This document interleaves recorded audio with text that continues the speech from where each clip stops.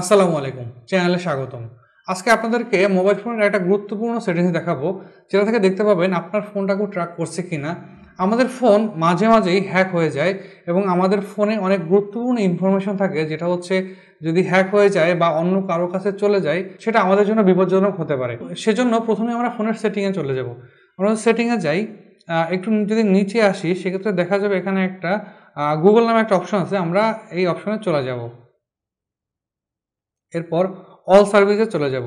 যদি একটু নিচে আসি এখানে দেখা যাবে আননোন ট্র্যাকার অ্যালার্ট। এটা হচ্ছে আমরা ট্যাপ করলাম, দেখেন এখানে অ্যালো অ্যালার্ট অপশনটা অফ করা আছে, আপনারা হচ্ছে এটাকে অন করে দিবেন। তো আমার এখানে নিচে দেখাচ্ছে নো ট্র্যাকার অ্যালার্টস, মানে হচ্ছে কোনো ট্র্যাক, আমার ফোনটা কেউ ট্র্যাক করছে না।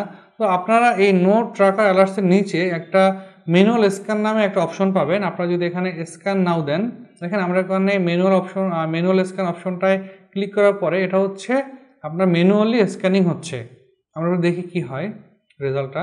আচ্ছা, এখানে লেখা আসছে নো ট্র্যাকার্স ডিটেক্টেড, মানে হচ্ছে আমার ফোনটা কেউ ট্র্যাক করছে না। যদি আপনাদের ফোনে আননোন ট্র্যাকার অ্যালার্টটা অফ করা থাকে সেক্ষেত্রে আপনারা এটা অবশ্যই অন করে নেবেন।